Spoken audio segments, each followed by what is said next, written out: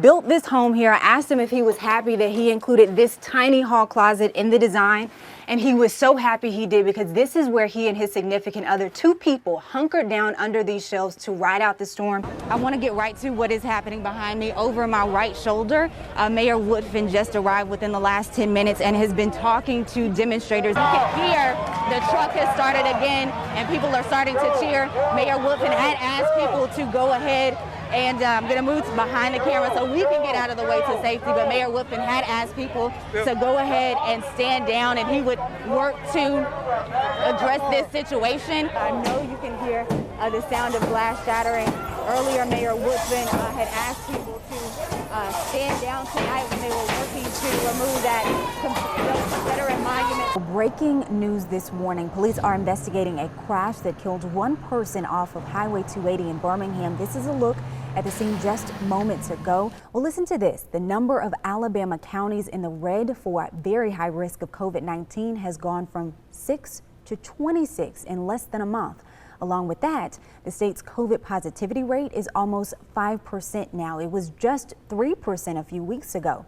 Health officials believe it could be linked to two key factors. He did stress that his employees are working very hard to get through all of the mail, and it is a lot. I want to show you this new video so you can see. I do want to bring in two witnesses who were inside the mall at the time. Give me your names really quickly. Jaden Reeves, Susan Blackman. And so walk me back. You were in the mall at what time? What did you see and what did you hear? Right now, local officials are holding a press conference.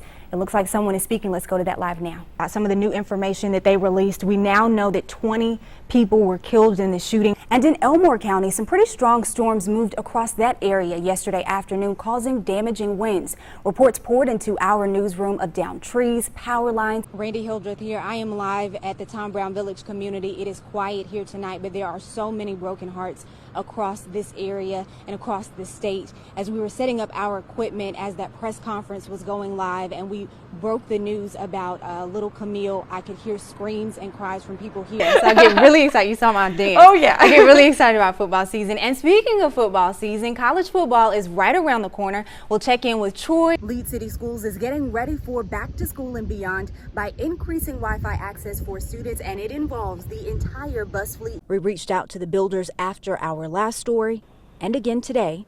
The mailbox is full and haven't heard back. Snow angels are really great if you have snow on the ground. Obviously no more snow left on the ground, but people made the most of this morning, making snow angels, snowball fights, and of course some sledding. How could you sit there and take somebody's life casually and think that it's okay? For 8 minutes and 46 seconds, the world watched, and at the end of the video clip, passionate calls for action against police brutality and racism that resonate with black officers. I think we do need to value the lives of black people just like you value the lives of everybody else. I'm a student of Dr. Martin Luther King Jr., so I believe in protest. So to see young people standing up and being passionate about something, you know, I love to see that.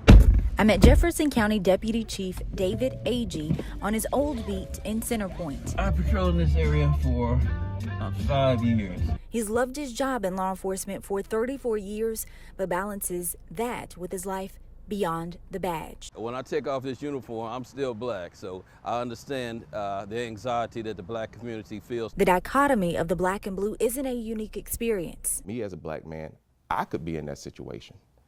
That's something that I could, and people say, well, you're a police officer.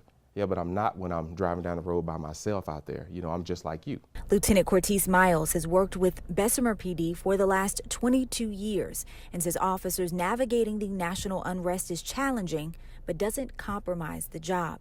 But there are times when we have to, like I tell the guys, flip that switch. You have to flip that switch and turn off those emotions and do the job that you're required to do.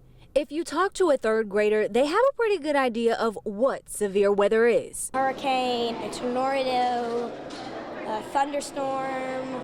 And even what to listen for when watching a meteorologist track storms on TV. You need to get in your safe place in Bibb County. They have this big map on the screen where they point, it's like where all the severe weather is. And knowing exactly where you are could be the difference in if you're safe or not during a storm. The way warnings are done now, they're all storm-based. We're not talking about the entire county. Before, severe weather alerts would go off for an entire county. But now, alerts are issued for where the storm is expected to go. You'll hear meteorologists use the term polygon to outline where the storm is tracking. And if you're inside that area, you could see severe weather. While your child may be able to identify Alabama on a map or even the county where they live, weather experts say take a moment to get super specific. If you're watching us on TV, we're going to help you out with that. We're going to do a lot of that storm tracking for you. You may see this on your phone or something. You need to really have that perspective. How far am I from Tuscaloosa? How far am I from Bessemer or Jasper, to give yourself an idea how long it's going to take for that storm to get to where you are and for you to get to a safe place. State lawmakers say as of now, the Alabama Literacy Act is moving forward with full implementation. Let's keep our foot on the gas. Let's move forward. Let's try to do everything we can to help these struggling readers. Representative Alan Baker co-sponsored the bill, which requires third graders to read at grade level starting next school year. If they don't, they'll be held back.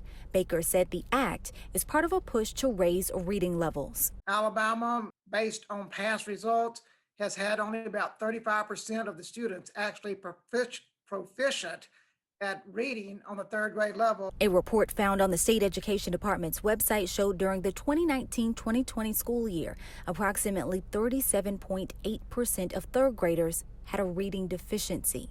We don't have updated numbers for this year yet, but the state superintendent recently expressed concerns about COVID academic slide. Students not having that personal interaction with a teacher in a way that they did before. And so we anticipate that grades may be down, failure rates may be up. Lawmakers say they anticipate the state assessing progress next school year and could issue a temporary suspension or modification to the act. Local superintendents say in the meantime, they're working on new ways to help struggling readers who have been shifted in and out of the classroom. That is a true concern with many superintendents, especially those of us in high academic need areas. And we're truly going to have to look at our calendar next year. Right now, we're in the planning phase of our summer intensive, how that will look to help with the COVID slide and the traditional summer slide. What does a little boy from Russia dream to be when he grows up? As you know, everybody wants to be a doctor, so at one point I wanted to do orthopedic surgery. So Stanislav Petrov hit the books studying biology and chemistry at UAB, working part-time as a bartender. That side hustle opened the door for full-time gigs by the time he graduated. Knowledge of biology into the food industry, understanding the pathogens and making sure that we're keeping everyone healthy while we're trying to feed them as well. He worked 12 years in the food service industry and then life threw an unexpected, unimaginable curveball. The pandemic temporarily shut down his restaurant, and like millions of people across the country, he was out of work. Definitely needed to find something else to do in terms of income. So natural choice was, I have a degree, let's see what we can do with my degree. But that degree didn't take him on a path towards eventually opening a medical practice. Instead, on a path to open young minds. What is happening here? What do y'all think is going on with this? Petrov started teaching 6th grade science at Smith Middle School in August, a twist in life he never saw coming, but a change that's brought financial stability and joy. I decided to give it a shot, and I'm really enjoying this. I'm really enjoying educating little ones.